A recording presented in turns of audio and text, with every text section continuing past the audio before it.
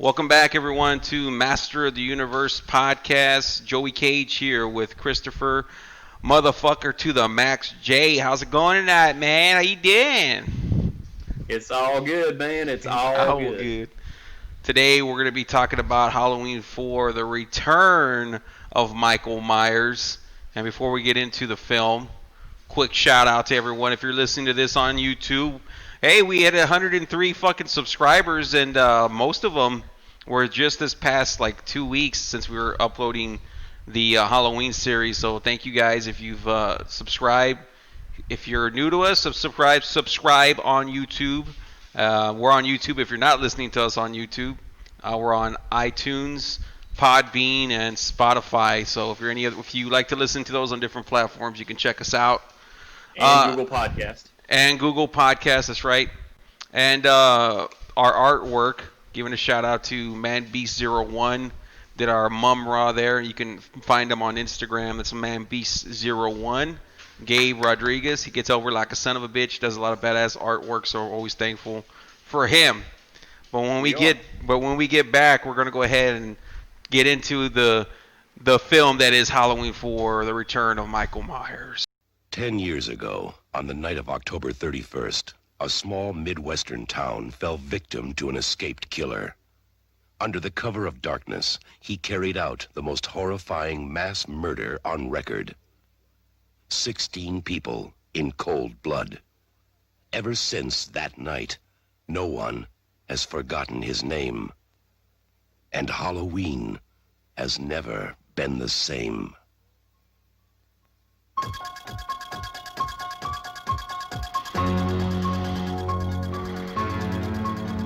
Now, Michael Myers has come home. He has returned for one more night of unholy terror. Michael! Somebody help me! He's here to kill that little girl and anybody who gets in his way. Oh, God! Who's gonna be next?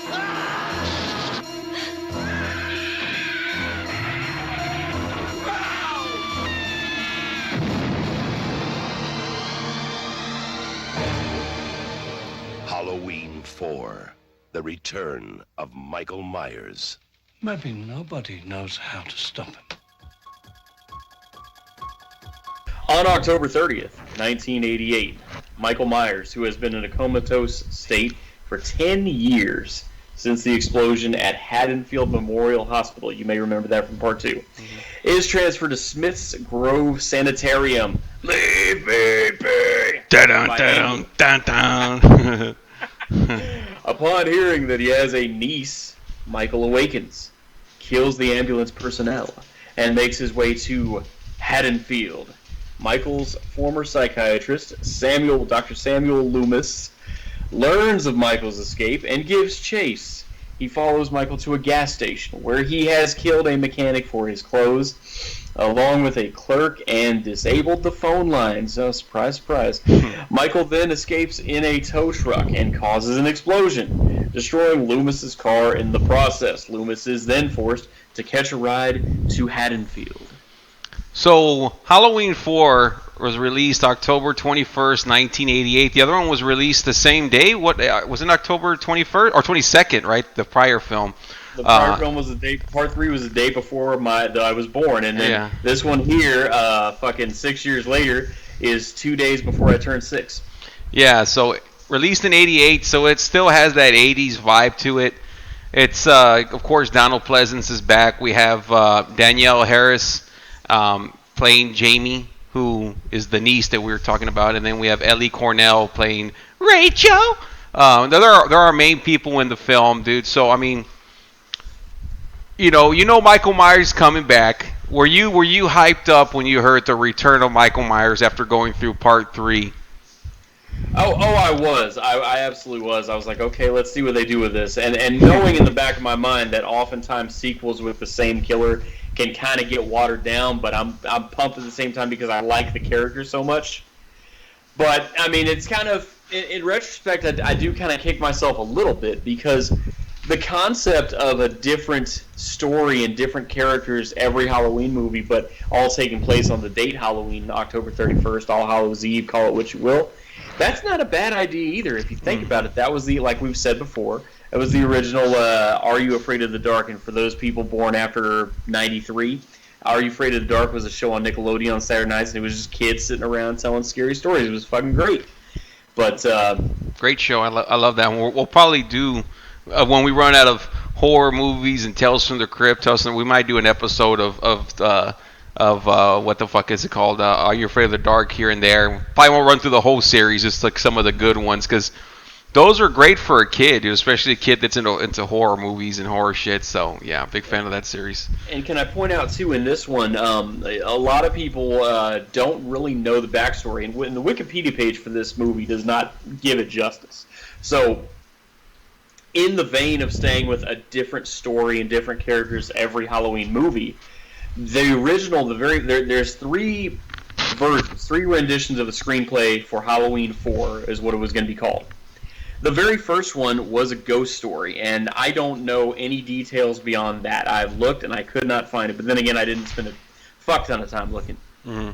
But the whoever's in charge, I don't remember who it was, saw the screenplay and liked it at first, but then he read deeper into it and he was like, "Oh, this is ridiculous." He told that Dennis Estridge or Dantridge or whatever guy, he said, "This is so dumb. He's got a ghost having sex with someone on the beach. That's ridiculous." The fuck? So, yeah, I know. I mean, even I think that's crazy. And then, and then the second screenplay was that Dennis Estridge or Estridge, whatever. He wrote a story that was very cool. It kind of hints at it being Michael Myers, but doesn't outrightly say it. But it's Tommy Doyle and Lindsay, who would remember they were the kids being babysat in the first one. Yeah. Well, now they're like high school seniors, or maybe they were 19 or 20, whatever, 10 years later. And the town of Haddonfield has shunned Halloween. Like, remember in Freddy vs. Jason, everyone was not allowed to say Freddy Krueger because they were trying to forget him so he wouldn't come back. Well, this town had done away with Halloween. You don't say it, you don't mention it, no costumes, no giving out candy, none of that. But the next county over didn't have that ban, so all the teenagers and early 20s kids would go to a Halloween party there. But as they're doing dumb things, like they're going out and buying pumpkins at a pumpkin patch. They're getting ready for the party, all this stuff. And all this whole time, this shadowy figure who appears to be carrying a blade is stalking them. And that good.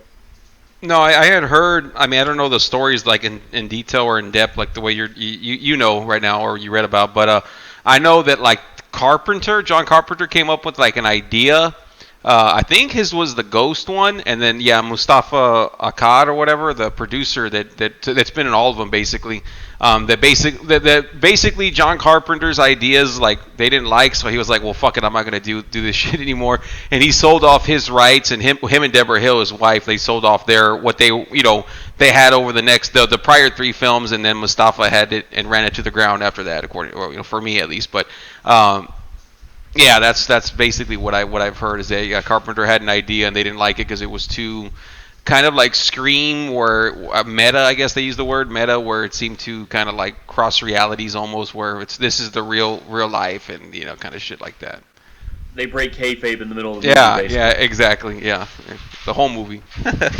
But it's 10 years after the original, and I mean, where can you go from here? What the thing is, I mean, after looking into it, this film and even the other one, I was kind of criticizing certain things, and I'm like, well, they do that in the first one, so I can't really say it because they do. Michael Myers may act like this or do certain things, but I guess the way it was, you could do the same things, but how you present it, may cause some issues. Like I was laughing at how not this one. We'll get to it in part 5. How Michael drives around and how he's driving, and I'm like, well, Michael drove a car in the first one a lot too, so apparently somebody has been giving him lessons. Someone's around here been giving him lessons. So I was like, well, I can't really criticize him for looking like a jackass driving. He did the first one, but it was also you didn't really see him driving. We just saw like his point of view. But anyway, this film, dude, it starts off. Oh, that's right. He got like all burnt. He's in the hospital, and I was laughing when that one dude.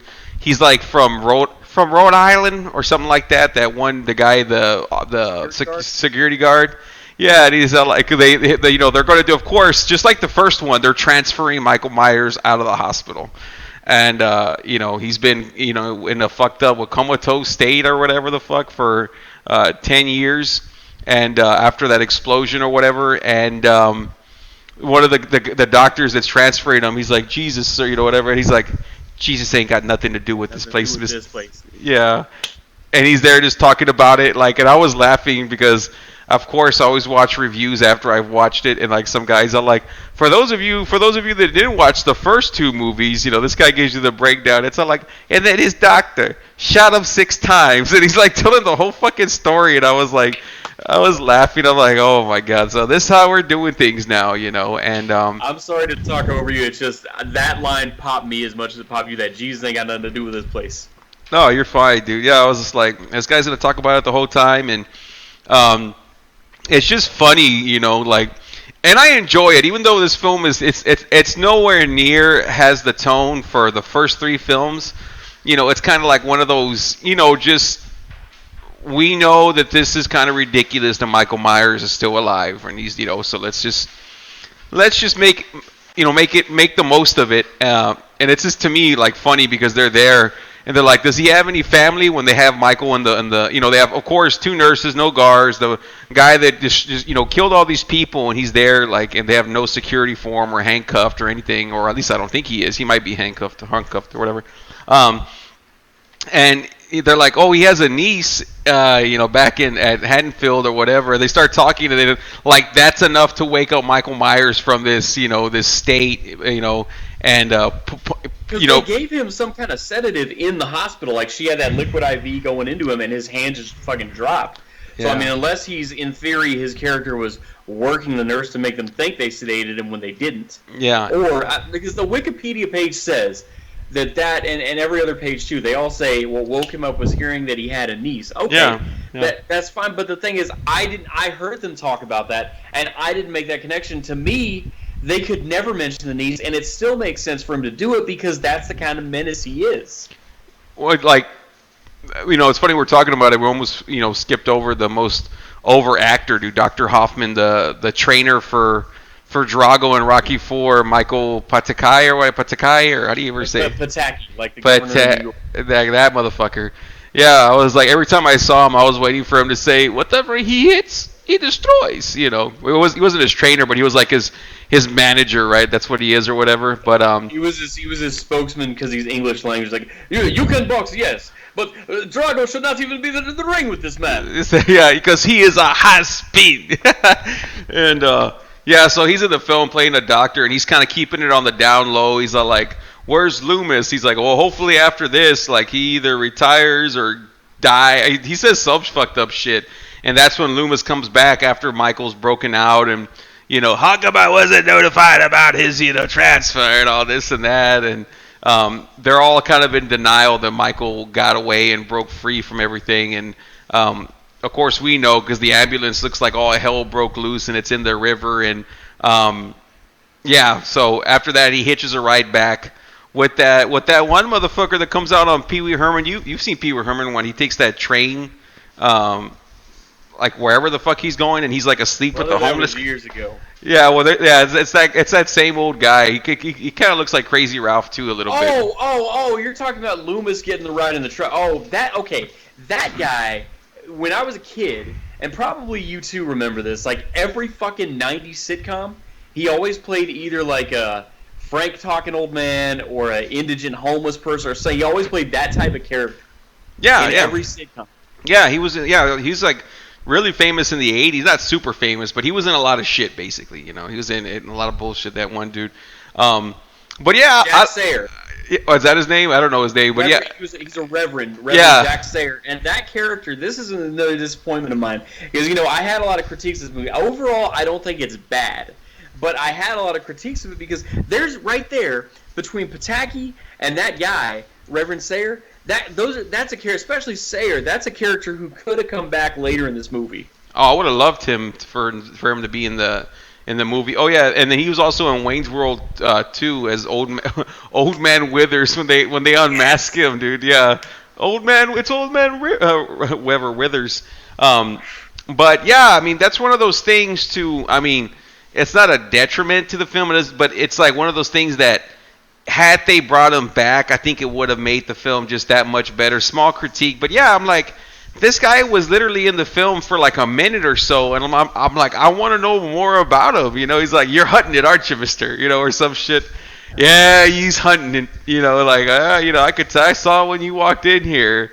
He's like, what are you referring to? Whatever. And then he started, they, you know, like just two crazy maniacs that are getting along, like you and Ray do, like, give like just like. I knew you were gonna say that. Yeah, just two lunatics that understand each other, dude. You know, one's a little bit more afraid of the other one just because he's, you know, got a fake profile and shit. But yeah, I enjoyed the fuck out of his shit. But yeah, we meet Jamie Lloyd, who's the daughter of Laurie Strode, and like I didn't know they named her Jamie because of course Jamie Lee Curtis is like a nod or whatever.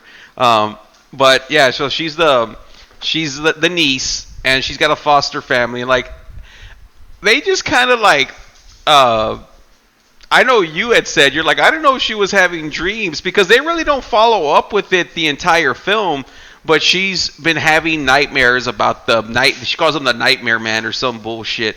Of Michael Myers, but she doesn't know what he looks like. But she's been, you know, dreaming about him because they have some kind of like some kind of mental connection or whatever the fuck. And so like she's been seeing him in her room and all this and that. And like you know, I'll come to like really sing Rachel's praises later on and shit. But the beginning of the film, like she just comes off like, oh, you know, like she doesn't like Jamie and bullshit. She's like, Rachel, do you love me? And she's like, oh, you know, just like, oh, why are you asking that? Because, you know, she's like scared, had these nightmares, and asking if she could, like, she loves her, and like she's just like, oh my god, and they like she makes Jamie feel like shit basically the first 30 minutes of the movie when they find out the babysitter something happened to her, and then they ask her Rachel to babysit her, and she's just like, oh, well, you just ruined, you know, your granddaughters, and blah, blah, blah. I'm like, what a bitchy-ass character.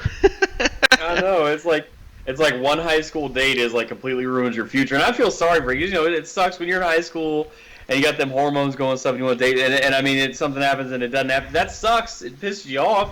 And you worry and all that stuff, but I mean that like that to go to that extreme about it. But yeah, something happened with the babysitter, like broke her leg. Yeah, that's what it was. And, well, can she bring the crutches here? Like the mom was saying on the phone. And and I mean, you got to think too when you're a teenager and like you got someone, you know, kid 10, 9 years younger than you. You don't have a whole lot of patience for that unless you're just one of those naturally nurturing girls.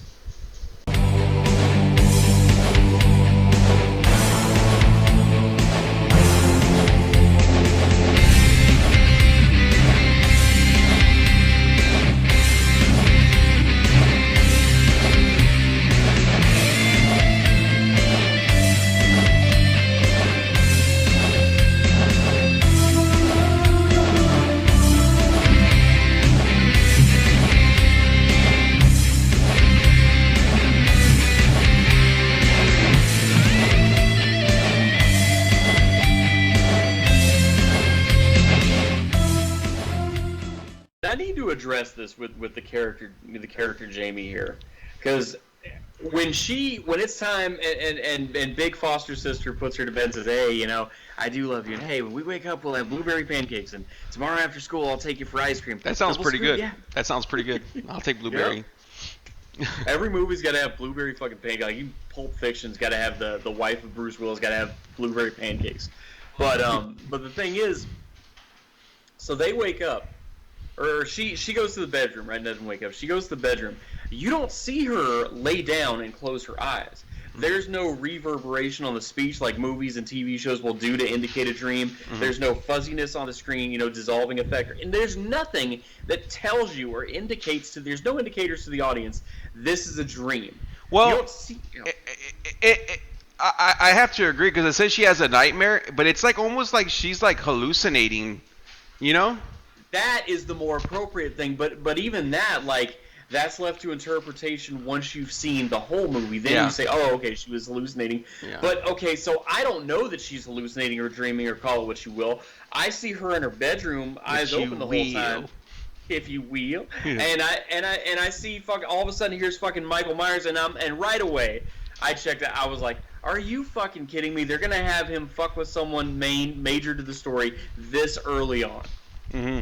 In face-to-face person, she can see him. She sees who he is. She probably knows who he is. She saw the ambulance outside the window earlier. It's like you're already making him kind of touch. Like, I checked out when I saw that, so that hurt it. Yeah. For me. No, I was laughing because you know we talk about it for for the viewers. It's like we'll talk about it, what we're thinking, so we know what to like touch upon or whatever when we're doing these shows.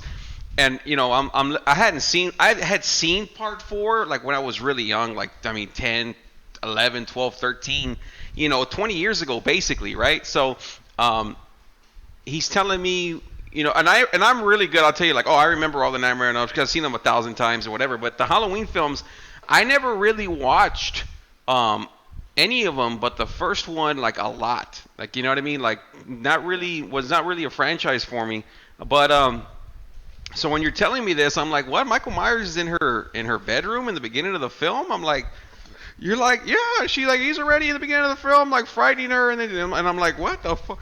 But yeah, I see it, and like, cause I went to go watch. Well, I went to read it first. I was like, oh, it's a nightmare. So I kind of was like, okay, but let me watch it myself. And I'm like, I see it, and I'm like, well, I could see how someone can get confused because she's just there. She's like, and all of a sudden she's in the closet screaming. And they're like, what's going on or whatever, and everyone's freaking. So it doesn't really tell you, like you said, when you see, what we're getting to next, when she's out there getting her costume, where we meet, what's her name, Tina, and Rachel. And Tina's character was supposed to be Tommy Doyle's, the chick that he's the little girl that's with Lindsay. Lindsay. That's who that they were supposed to have like all these connections and shit, but they ended up doing it after all. But that would have been pretty cool. But anyway, so that's where we meet Tina, and I don't think she's in the film after that, but we do meet her. She might be somewhere here or there, but anyway, we meet her, and she's there like, oh well, let me just go drop you off at this store where her love interest Brady, the guy that she has to cancel, on because she has to babysit or whatever. So, what's her name? Jamie's all like, well, can we stop at the Halloween store and then get ice cream after? And she's like, sure. So yeah, that's where we meet. We meet Brady and that fine ass chick with the big tits that's nowhere near a teenager. She's like, she looks way older than a teenager. She looks like she's like in her late 20s. And you see fucking Review Bra's much older brother with the blonde mullet go up to her and try to holler at her. The one that tells him "fuck off, Wayne" or some bullshit, right? That's the one. That's him. Yeah, and what's it called? Her name's Kelly, right? Her name's Kelly. Yeah, she's fine as fuck. That chick, huge, perfect. Kelly Meeker. Yeah. Kelly, yeah, she's fucking hot as fuck, dude. I saw her and I was like, I'll get my ass over. And she's the daughter of the Sheriff Meeker. What was I gonna say? Is that Sheriff in part 2 or part 5? I mean, is he? He is. He is, right? Okay, because I was like, I couldn't remember if it's the same guy because I watched part 4, really loved it, completely forgot about it once I watched part 5. But what was I gonna say? So anyway, my whole point was when we get to the story, we meet everyone. That's when we see that Jamie's basically having these hallucinations where she sees Michael Myers everywhere, and she like breaks this glass and whatever. She gets the same outfit that Michael had. The same in the clown first outfit. She's young Michael Myers when he had killed his sister in that same outfit, and she gets scared of that. And then the movie, again, it fools the audience because everyone gets away from the broken mirror, but in the broken mirror you see Yeah, you see like if he's there, right? Like if he's still there, kind of like, I don't think you've seen it, but Poltergeist 3, where like the guy Kane, he's in the mirror, so you're like, wait a minute, is Michael real? Because there's like a lot of like fake outs, because like you said, she's hallucinating, but why are we as an audience seeing Michael Myers, in a broken mirror reflection after everyone's gone? Yeah. Like, because is that like the ghost aspect that maybe they were trying to keep in the film? Because if they did, I thought that would have been pretty badass. You know what I mean? Which is going to get me to some commentary I have on the Part 5 podcast when we do that.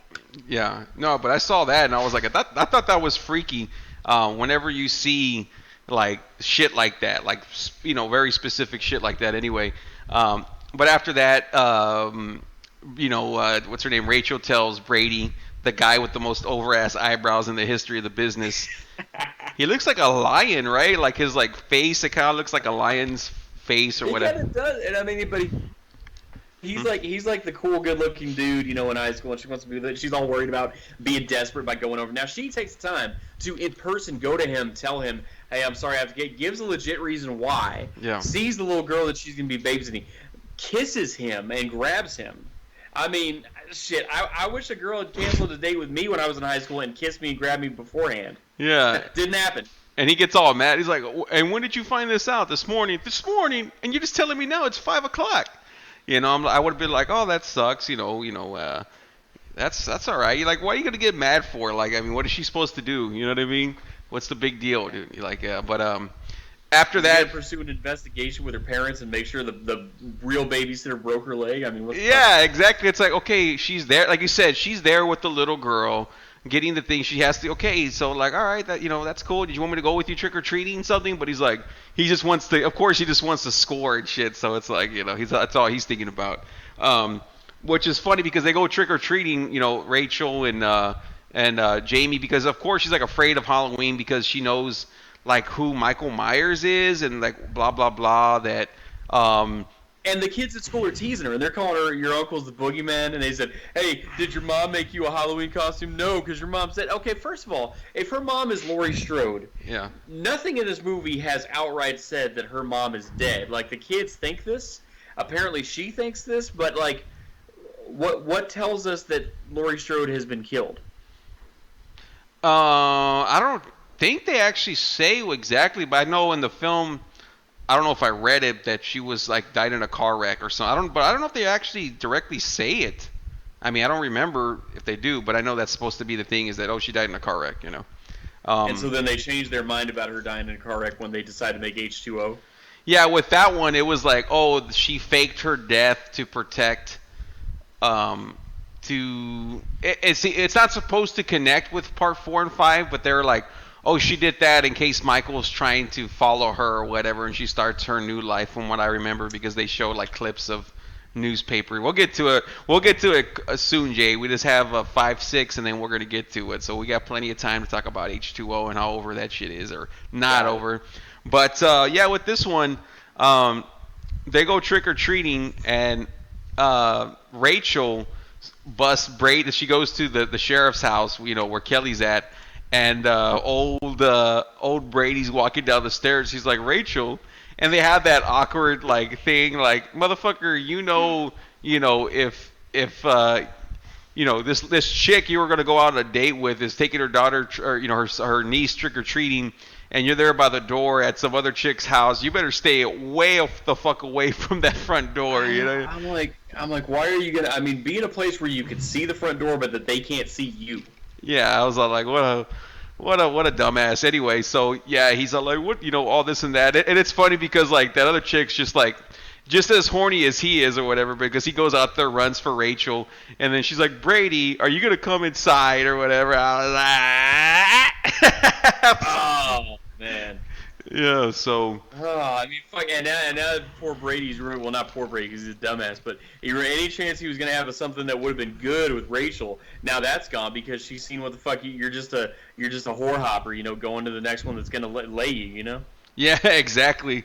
And that's when after all that bullshit, I mean, skipping it, we actually haven't talked about Michael that much, and we've talked about everything else. But so in between all this bullshit, like you had mentioned in the beginning, like Michael goes to a mechanic shop, and he's got that invisible man gimmick. He kills the mechanic and takes his shit, and that's where Dr. Loomis sees him. He's like, "Michael, don't go to Haddonfield, Michael. That little girl, leave her alone." And then he's like, "Damn you," and starts shooting at the fucking, and Michael's gone. Like he teleports into the fucking tow truck and drives off of there. So we forgot about that. But he doesn't kill anyone once he gets to Haddonfield, or does he?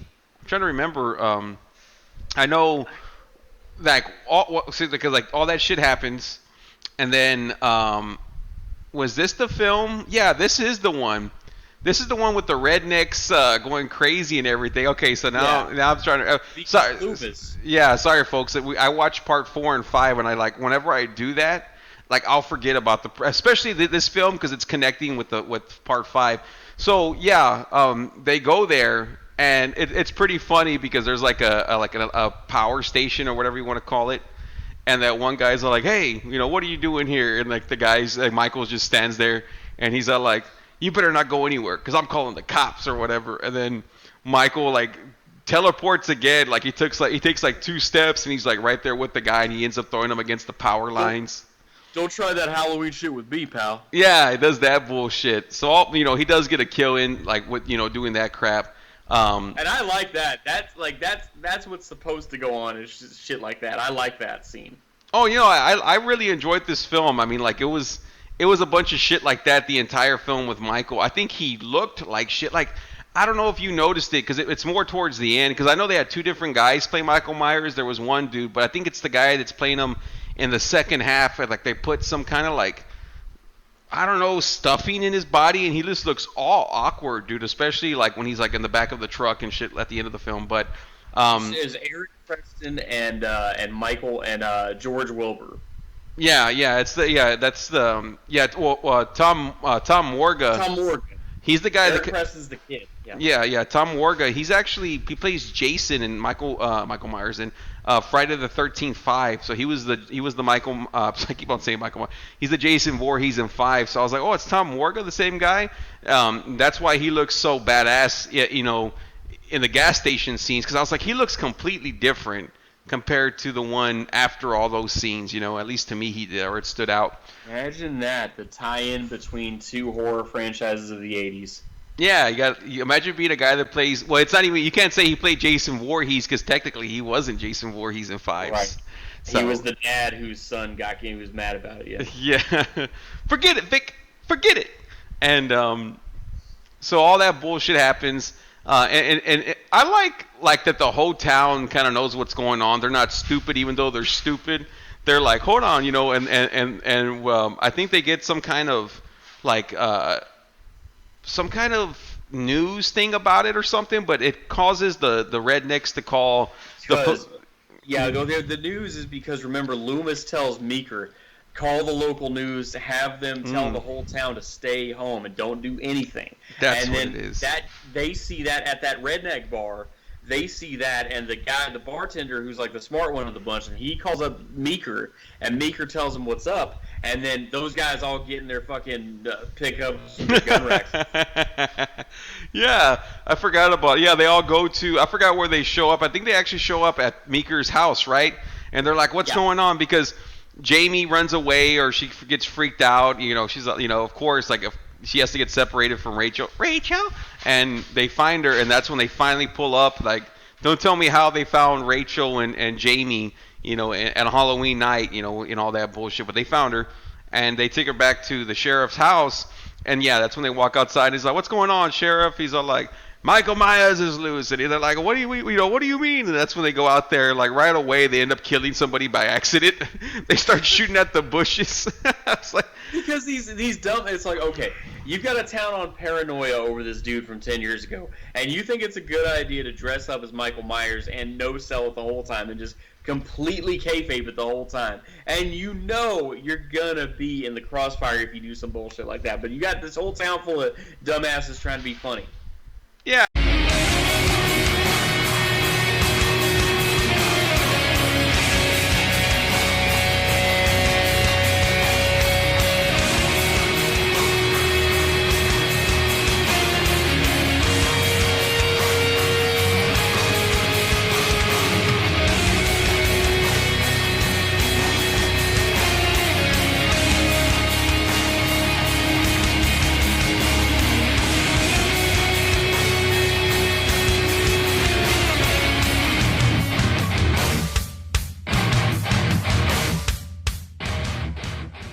So they have the house on lockdown, and you said that one of the sheriff, like, he starts giving Brady the business and has like one of his cops guarding the bottom floor or whatever the fuck. Exactly. So yeah. So one of the guys, a blonde guy, I can't remember. I think it's like some Irish last name, but I don't remember. He has that guy guard the first floor of the house. Mm-hmm. And Brady's up, and he's got Brady up in the attic, and he's got what's her name. I think his daughter up there too, and she's waiting on a signal to then give the word to someone else to let them know go. Now, Michael Myers again. Remember, he tells the business, he's like, and if I find out you put one finger on my daughter, I'm gonna use this on you. He fucking threatens with a shotgun, and I'm like, fucking hey, man. Yeah. And that's the thing. Like the SJWs, the snowflakes today would never allow that shit in a movie today, but it's great. And then Michael Myers sneaks. He's in the house. Like he gets in. We don't know how he does it, but he just supernaturally gets in everywhere. And he fucking. We don't know this.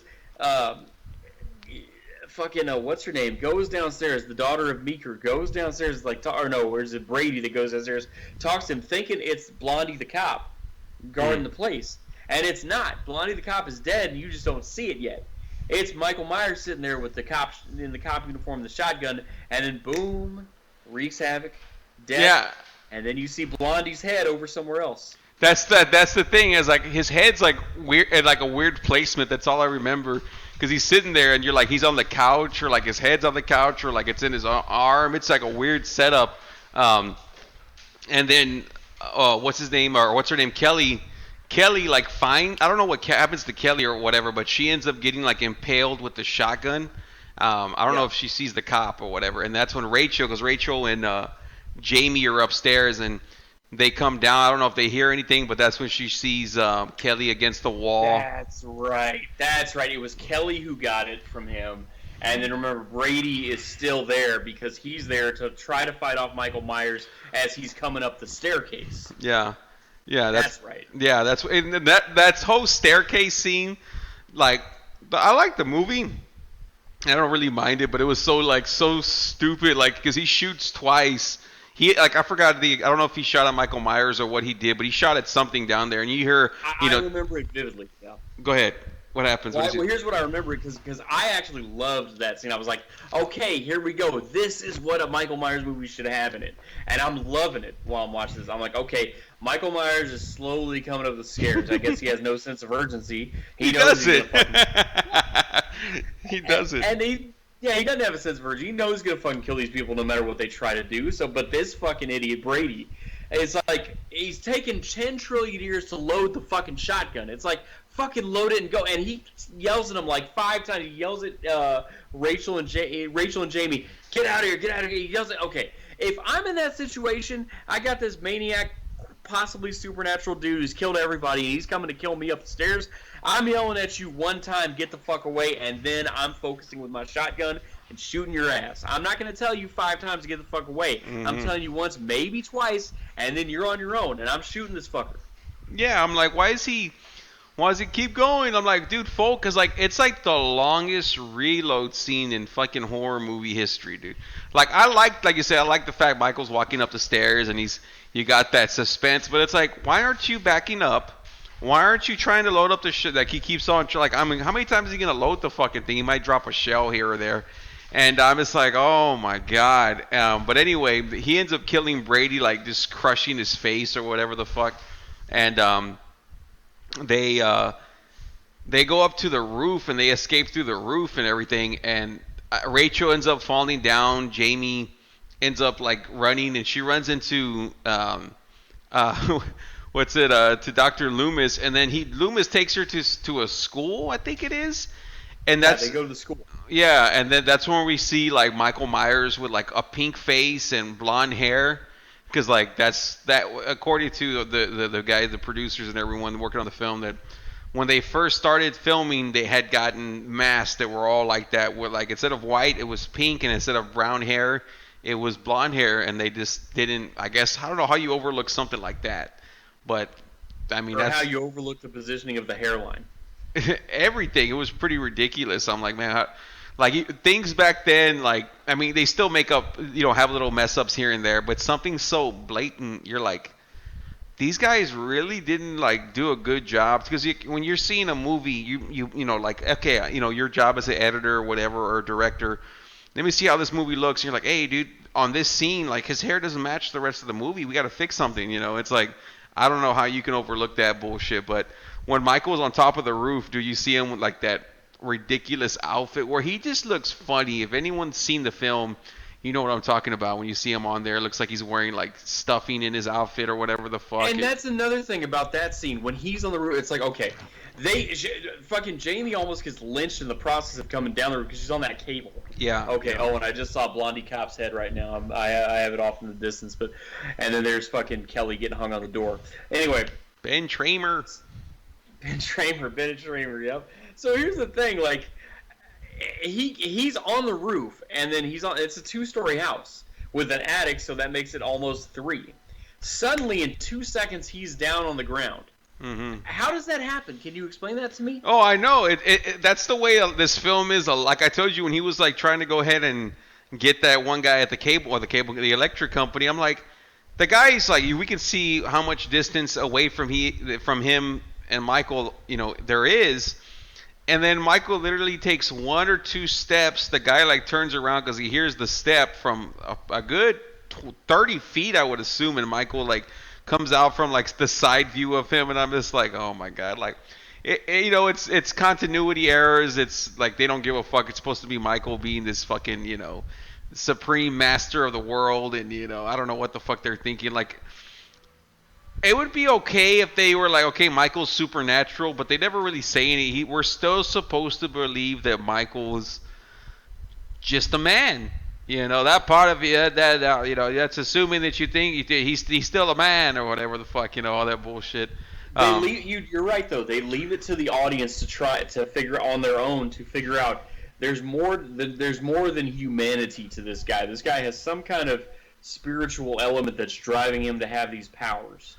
Yeah, because it's like he gets shot, and how many times can you get fucking shot and just keep moving? I don't care who you are, you know what I mean? You're not Jason Voorhees. Like, even Jason, like, he doesn't get shot in films till, if he does, probably the later ones, but it's like, he gets stabbed, and you can believe someone gets stabbed and they survive, but it's like, this motherfucker's getting shot, like, multiple times, like, especially at the ending, but, anyway, so the funniest part, like, we're talking about teleporting, is like all the rednecks are driving back, right? They're all driving back, and with Rachel, I forgot how they pick up Rachel and Jamie, but they're like, oh, okay, they're taking a ride back home with her or whatever, or they're taking them back home after all that bullshit with the school or whatever. And I think they just pick them up, like, they're driving around. We still see them. What happens there is, because remember, they went to the school on their own with Loomis, and then Rachel fights him. Rachel fights him off with the fire extinguisher, which is just, oh my god, that's the first time I ever saw someone get real offense on Kane. I think it was Vader using a fire extinguisher on him, and then so we can see where the Kane gimmick came from. But then, the redneck truck drivers, those guys all pile up at the school. So I think they get a ride at the school with one of the truckers. Yeah, but they start escaping, or they're leaving town or heading back to town. I don't know where they're going, but they're taking off, and the cops meet them like halfway. They're like, "You escaping?" They're like, "Yeah," and they're all there. There's like 3 guys in the back of the truck. There's the guy that's black sheriff deputy that talks to him. Yeah, that's the guy. Yeah, so they're there driving. And then all of a sudden we see Michael climbing from the back of the cab, like, onto the truck. I'm like, where the fuck did he come from? Why is was he underneath the truck? That's the only thing I could think of, and he comes over there. And, like, I laugh because he, like, throws everyone off the back of the truck. Like, all 3 dudes, like, kills them all easily. Reaches one hand through the window, breaks the glass, like, rips that guy's throat open. And then Rachel starts driving, and like all of a sudden he's having trouble hanging on, and all that. She's swerving the fuck out of the truck trying to get him off, and he's holding on to both door frames. Yeah, and she runs him over, and then she falls off, and then she runs him over into the fucking like wherever, it's like a field or graveyard, and that's where the sheriffs and the whole police force damn near show up. Luckily, Jamie gets close to him and grabs his hand or some bullshit. I guess because she still has that uncle connection. I don't know. Yeah. That's the gimmick. But like they shoot the fuck out of him. He's on the ground and he's still holding on the knife. And this dumbass little 8-year-old girl thinks it's a good idea to go over and like touch him. Yeah, exactly. And I'm like, are you dumb, Jamie? You're like, this guy's been like. He's been trying to kill you for the entire film. You're running, and now you're going to go touch him. Like, what the fuck? Who, like, I mean, that to me was just dumb as far as like little parts. Like, I enjoyed the film, but there was a lot of stupid shit like that. Okay, I'll tell you a story. Like, this is how much, like, I don't have anywhere near the kind of courage movie characters have. Because, like, okay, let me because my forte is 90s wrestling. So, like, I was 8 years old in 1991, and I see Sid in WCW on that Saturday morning show where it's no storylines, it's just matches.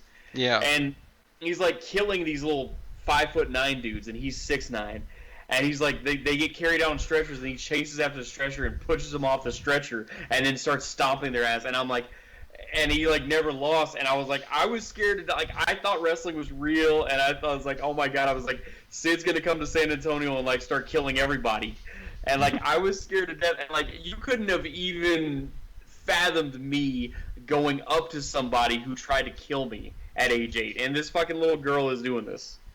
Yeah, I'm like, what's the problem there? But yeah, he gets up, and they're like, get down or duck or whatever, and they end up shotgun, pistol, or rifle, every damn gun they have, blow the fuck out of Michael Myers, and he falls into the fucking, it's a pit or a well or whatever, and then that's it. We're like, okay, that's how we're doing things now, and I'm like, wow, and again, it's I talked about it earlier. They have a lot of things that are connecting with the old films. Well, that's how Michael dies in the first one, that he falls off the second story and he falls down, and then, like, at least that one though, they're like, oh, he's gone or whatever, but this one we don't know what the fuck happens to him. But we know that the next movie we're gonna see an indentation mark of his body. Yeah, exactly. So this film ends, pretty badass. They're back home, and then we see like someone looking through a mask, and like at least for me when I first saw it, I was like, oh shit, Michael Myers is back. But it's actually, Jamie in her clown outfit. It's not exactly like the one Michael wears, but it's supposed to be similar, for us to at least to be. And just like the first one, she ends up she kills her foster mom, which they retroactively change. We'll talk about. But I love the way this one ended, because you're like, wow. I mean, I was really looking forward to what was going to happen with this ending, because Dr. Loomis kind of like, he understands like what the fuck, and it's a lot like the Friday the 13th 5 ending too. We've been mentioning 5 a lot with Tom Morga, but you know how Tommy Jarvis is supposed to be the killer when Pamela, I think her name is, goes into his room to check on him, and he's behind the door with the knife and the Jason mask. Same thing with this one, and Dr. Loomis sees it's Jamie with like the scissors, and he's like, no. He's screaming like a maniac, man possessed, or like someone who got a fake friend request, and he just got the gun, and he's just ready to go off on a little girl, and fucking Meeker has to. Yeah, it's fucked. It's fucked up. Like, why is he trying to shoot her? Like, at least a little girl talk down to her, like talk her down, right? But Loomis, like, he's just ready to start shooting, dude. Loomis like is a hardcore believer in the evil that this man Michael Myers is, and he just thinks that he can't do enough to protect society from the evils of this man.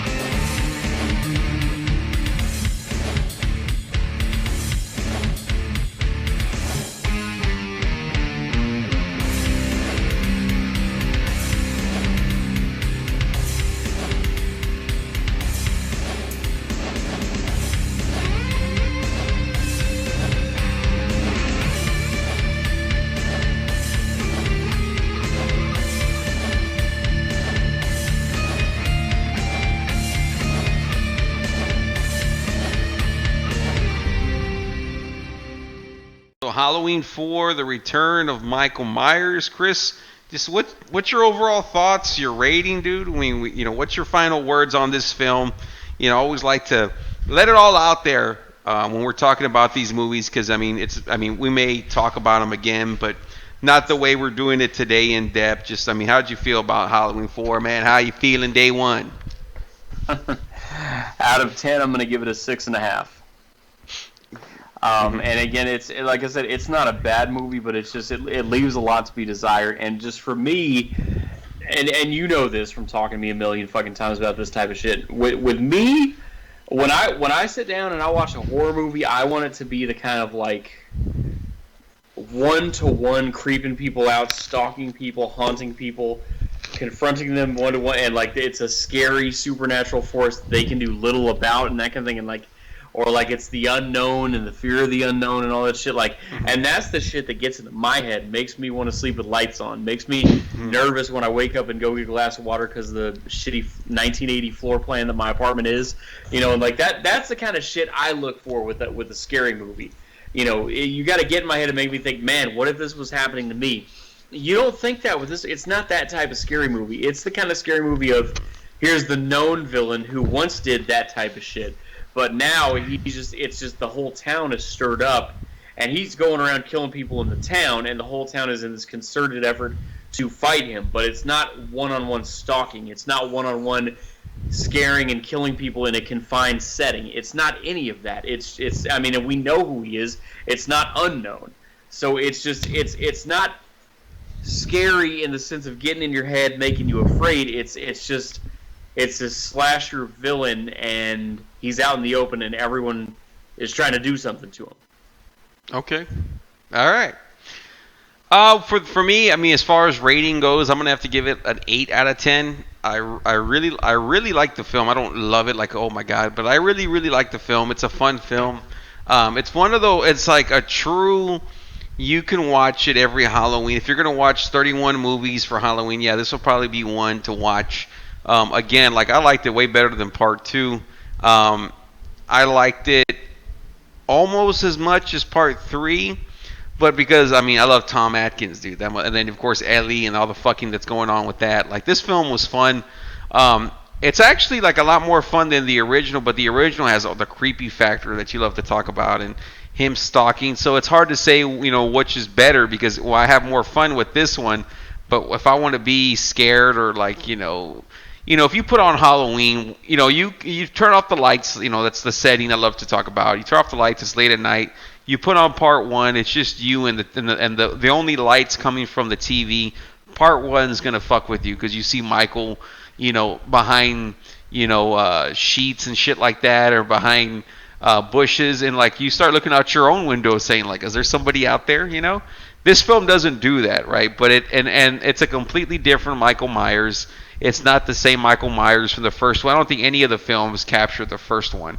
They try to, you know, emulate it, but nothing was like the first one, of course, because John Carpenter's, you know, a master at what he does and sets the tone and everything.